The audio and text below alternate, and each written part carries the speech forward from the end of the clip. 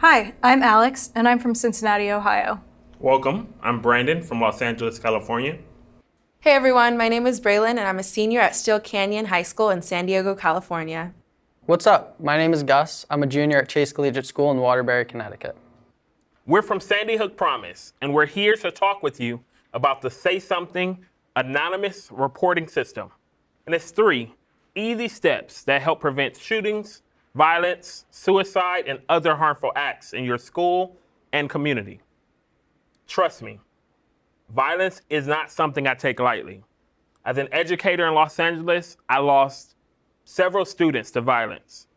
If we had learned to say something, I believe many of those students would have been saved. That's because the Say Something anonymous reporting system has already helped save thousands of lives across the country. Let's hear one of those stories of where lives were saved. During my freshman year, I attended a training from Sandy Hook Promise. With the knowledge I gained that day, I made the choice to say something when a serious threat was made to my school. Weeks later, a boy in my class posted a picture on Snapchat of a gun in his hand, warning students not to come to school the following day because he was going to shoot it up. All over social media, people were warning their friends and posting about how they were scared to go to school the next day. I made the choice to say something. I took a screenshot of the post and went to see my teacher and told her I needed to talk. At first, I felt uneasy and awkward about going to her with this scary information. However, I knew it was too important not to take seriously, and that I had to say something to an adult. As soon as I did, my teacher reassured me that I did the right thing, and we went to the school resource officer together. Because I reported the threat, the school and police were able to intervene before anyone was harmed. Years later, I still shudder as I think about how the situation might have played out if I hadn't taken action, if I hadn't said something. I know that day, lives were saved. Each of you has the power to say something and to stop violence before it takes place, just like Braylon did. Today, you will learn how to protect yourself, your classmates, and your community from shootings, violence, suicide, and other harmful acts, simply by saying something. Say Something consists of 3 easy steps.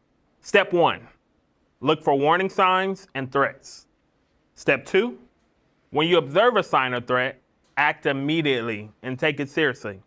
And step 3, say something to a trusted adult, call 911, or use the Say Something anonymous reporting system. Using these 3 steps, you will make a real difference in keeping your school safe and getting help for people who need it. Before we jump into the details of each step, I want to emphasize that schools are safe. In fact, they are one of the safest places to be in your community. However, they aren't immune to shootings, violence, suicide, threats, and other harmful acts. For instance, almost 20%, or 1 in every 5 students, report being bullied. You may not realize this, but bullying has a significant and negative impact on your personal and overall school safety. When Maria was in 9th grade, a group of girls would roll their eyes and call her fat and ugly every time they saw her. Maria's friend, Julie, watched this happen every day and even saw her crying a couple of times in the locker room. Earlier in the week, Maria texted Julie saying that she's decided to not go to the cafeteria to eat lunch anymore because the bunch of girls tease and taunt her as she walks by the table. Throughout the year, Julie noticed that Maria started to come to class late and her grades started slipping. Maria started getting harassed on Instagram by the same girls. The bullying persisted, and Maria started cutting herself. When Maria was absent for a couple of days, Julie looked at her Insta story and saw a disturbing post with a picture of Maria's arms with cuts all over them and a message saying, "I feel dead inside, but this makes me feel something."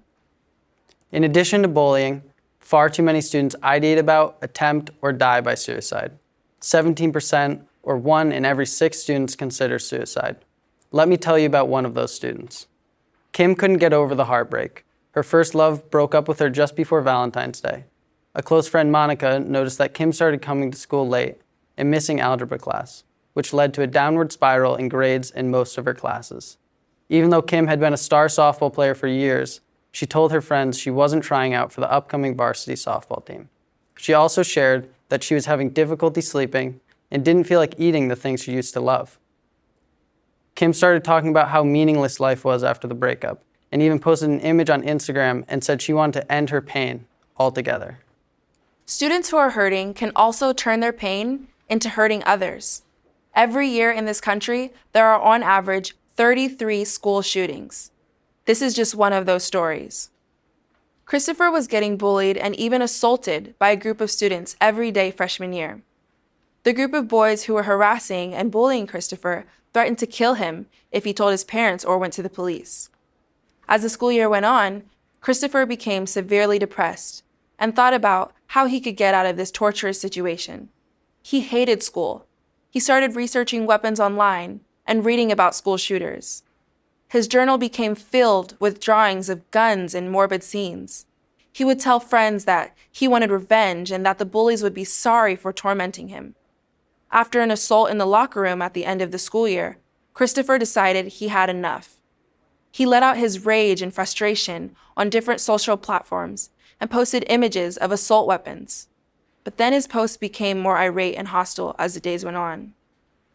During the last week of school, he posted, "Don't come to school tomorrow if you want to live. People will pay." Shootings are just one form of violence and crime that can occur within schools. Other forms of violence and crime include dating violence, verbal abuse, physical abuse, and theft. In fact, 79% of schools have reported incidents of crime. Some cases involve weapons, some do not. In all cases, incidents of crime in schools make everyone, students, teachers, and parents, feel like their school is less safe. Here is a story about Andrew, a student that experienced a violent crime at school. Andrew got a new phone and was showing it to his best friend. His friend warned him not to take it out in school because he could get jumped and have the phone stolen. As he was leaving school at the end of the day, he took the phone out to send a text, and 3 boys attacked him and grabbed the phone and ran off. So as you've heard and read, while schools are safe, they're not immune to violence. The good news that these shootings, violence, suicides, and other harmful acts are preventable. That's because there are often warning signs and threats shown by individuals in need of help before a tragedy takes place, just like in many of the stories we shared.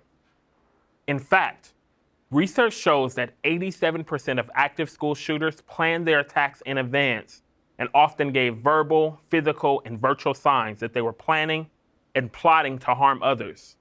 Also, 70% of people who die by suicide tell someone of their plans or give some other warning sign. 37% of threats of violence were sent electronically before a violent act occurred. So, if we teach you how to look for these warning signs and threats, empower you to act immediately and take it seriously, and then say something, you will help reduce violence and create safer and healthier schools. Let's start with step 1. Look for warning signs and threats. What is a warning sign? Warning signs are thoughts, feelings, actions, and behaviors that show you that a friend or classmate may intend to hurt themselves or others. It is important that you don't dismiss warning signs as someone just joking around, being dramatic, or seeking attention. Some warning signs might be more subtle or harder to observe. Here are some examples of warning signs. Withdrawal from others, bullying or hitting, having negative role models like school shooters, excessive anger, extreme mood changes, feelings of rejection, thoughts or plans of harming themselves or others, blames others for own failures, fear of riding the bus or going to school, will not forgive or forget the wrongs of other people, a big personality change, feelings of isolation, and dramatic changes in physical appearances. Other warning signs include actions that are more obvious to observe, such as giving away possessions, fascinations with suicide, rigid beliefs or ideologies, bragging about access to guns, fascination with weapons or school shootings, fascinations with or writing and drawing about death, recruiting a friend to join an attack, warning a friend to stay away from school or an event, or bragging about an upcoming attack. You also need to look out for threats. So, what is a threat? A threat is when a person communicates that they intend to harm themselves or someone else. They might say it, write it, or post it.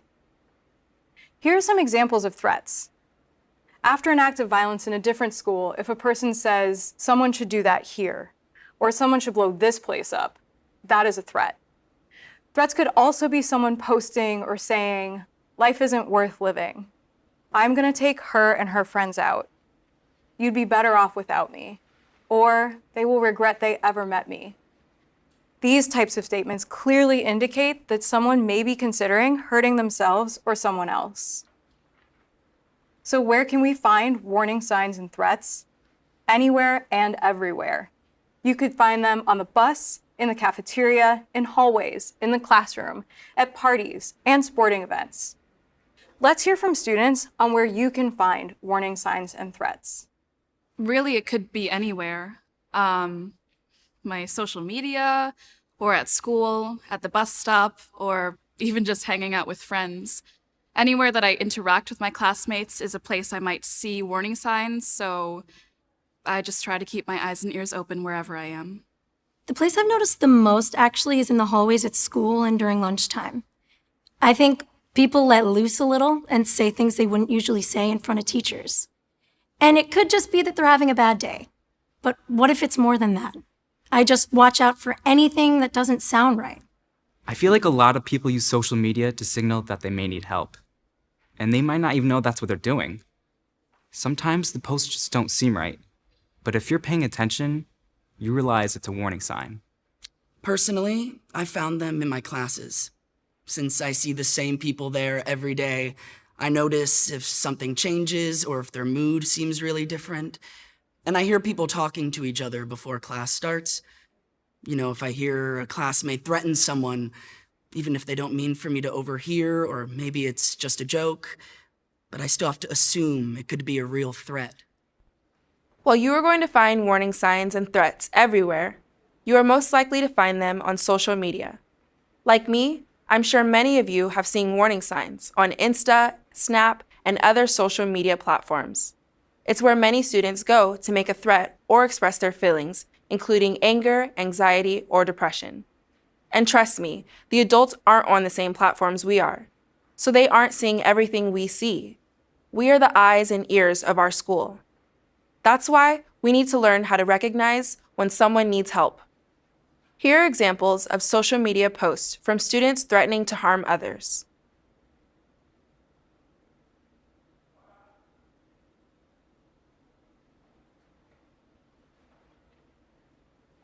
These are social media posts showing students threatening to harm themselves.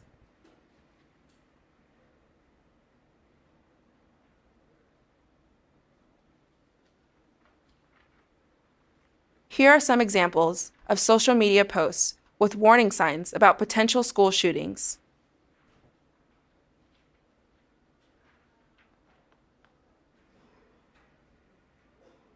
I want to emphasize that the Say Something anonymous reporting system isn't just about preventing violence and suicide.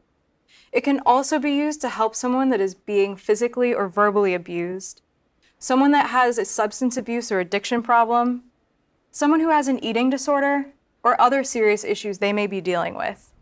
For example, people with substance abuse or addiction problems may experience serious health issues and be risking their lives by taking dangerous drugs. In one instance, a student with a drug addiction overdosed on medication and posted about her overdose on Snapchat. A friend saw the post and immediately informed an adult. The police were notified and the student was taken to the hospital where she began to get the help she needed. In addition, people who are verbally and emotionally abused may experience significant mood changes as well as feelings of hopelessness and shame. In one instance, a student received a text from his friend that stated she was going to harm herself because she could no longer take her emotionally abusive father.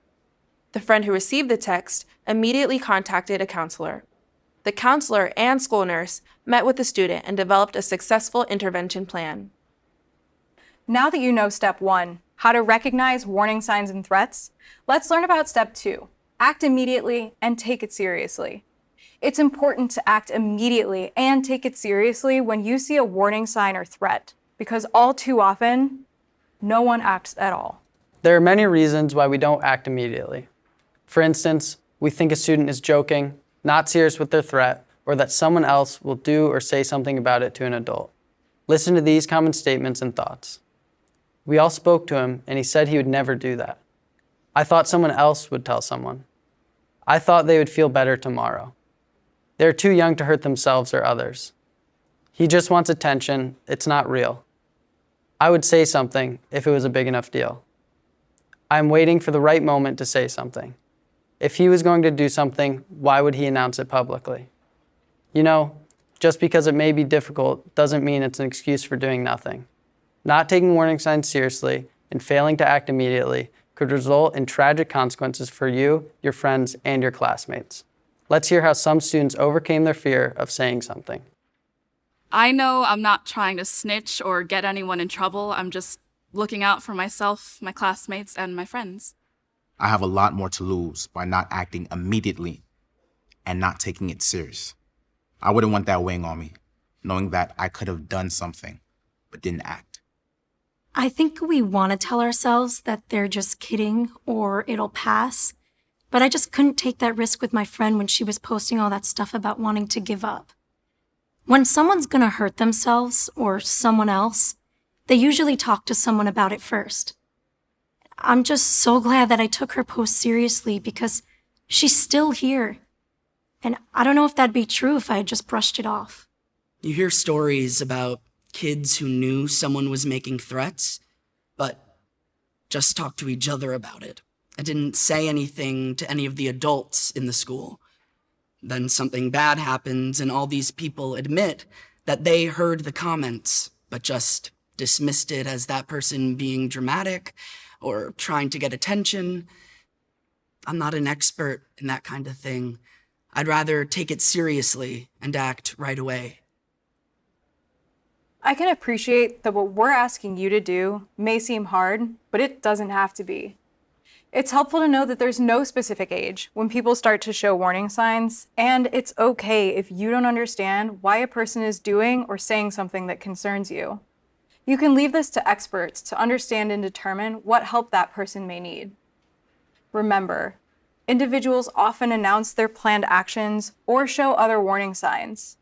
The most important thing is that if you see warning signs and threats, you act immediately and take it seriously. It's up to you to be an upstander, not a bystander, for your friends and classmates.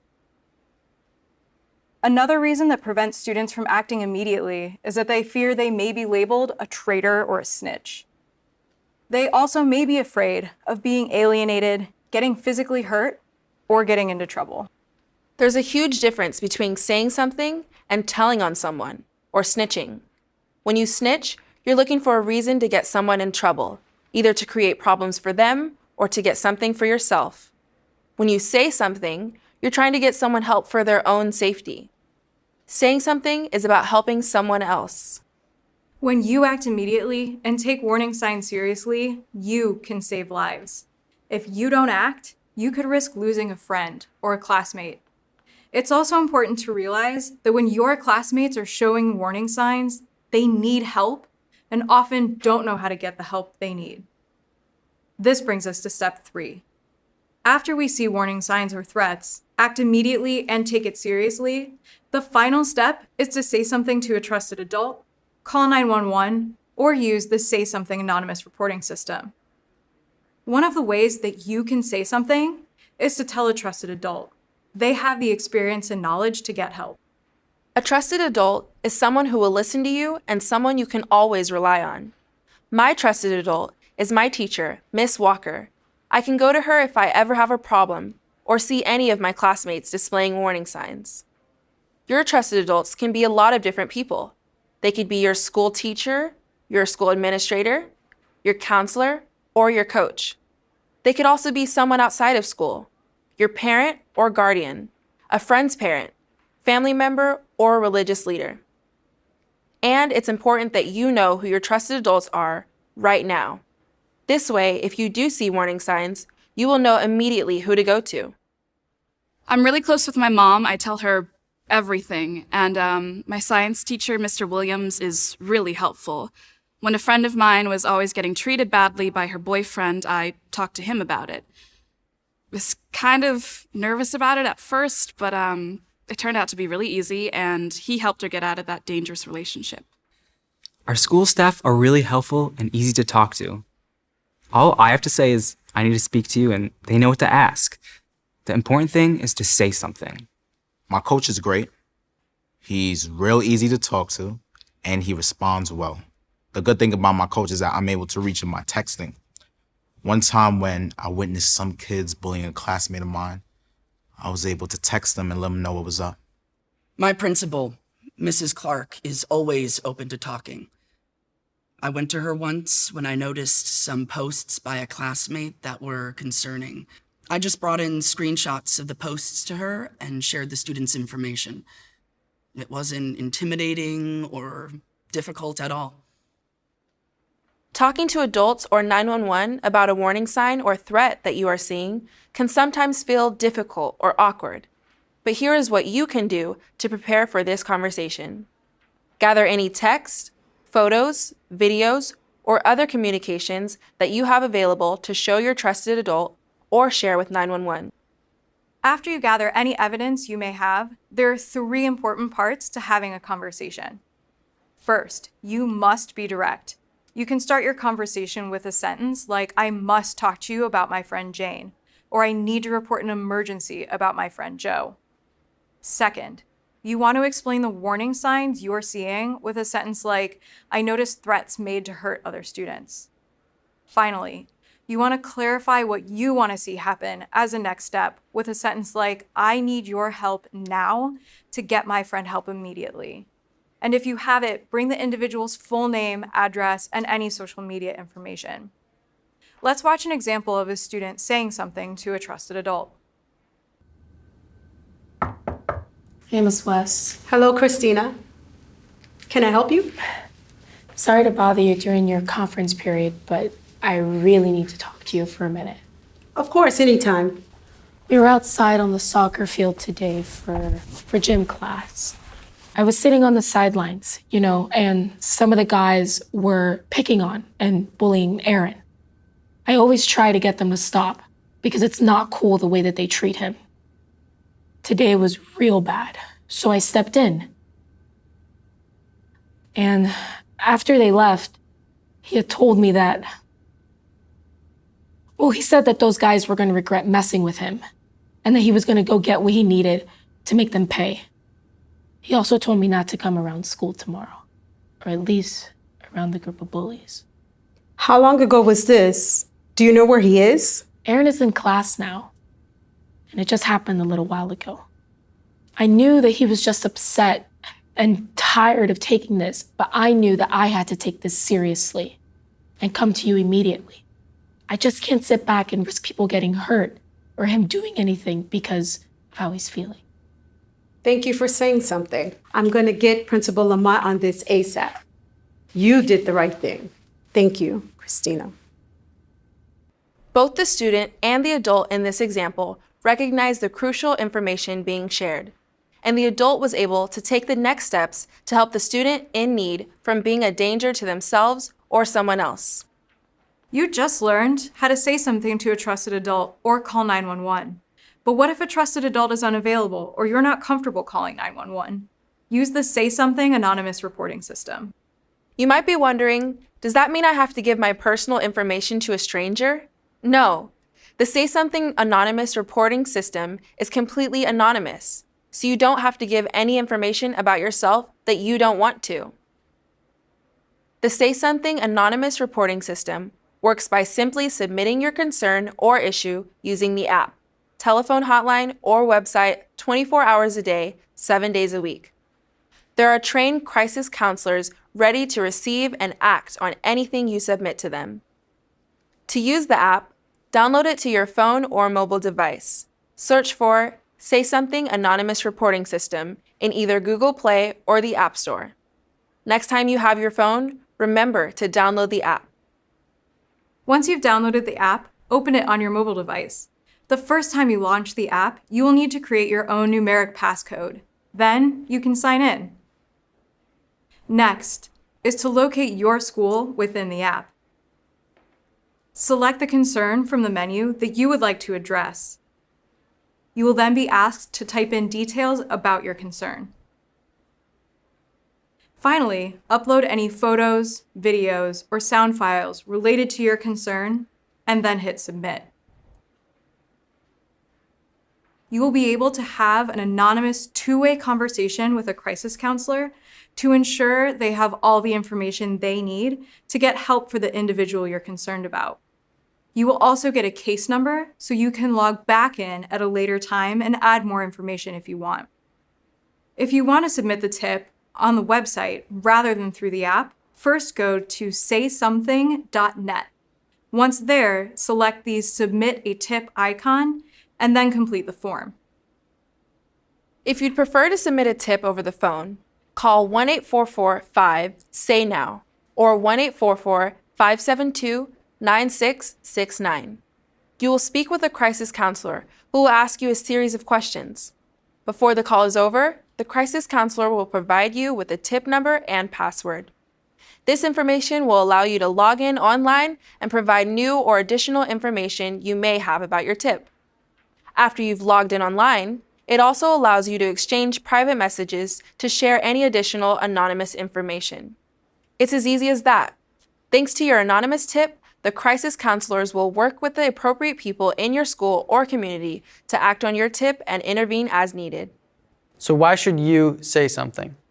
You are the eyes and ears of your school. Why should you say something? You see and hear things others don't. Why should you say something? You can reduce violence, suicide, and threats. If you say something, you can save a life of a friend or classmate. Because shootings, violence, suicide, and other harmful acts are preventable when you know the signs and when you say something. Today, you learn the 3 steps to the Say Something Anonymous reporting system. Step 1, look for warning signs and threats. Step 2, act immediately and take these warning signs seriously. And step 3, say something to a trusted adult, call 911, or use the Say Something Anonymous reporting system. By bringing the 3 steps of Say Something Anonymous reporting system into our day-to-day lives, we, as students, will be able to reduce violence and threats in our schools and make our schools and communities a better place to be. We have the power to make a difference in the world around us just by saying something.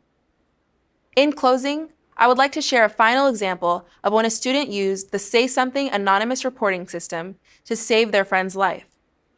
This student received a text from his friend that the friend wanted to kill himself due to a recent breakup.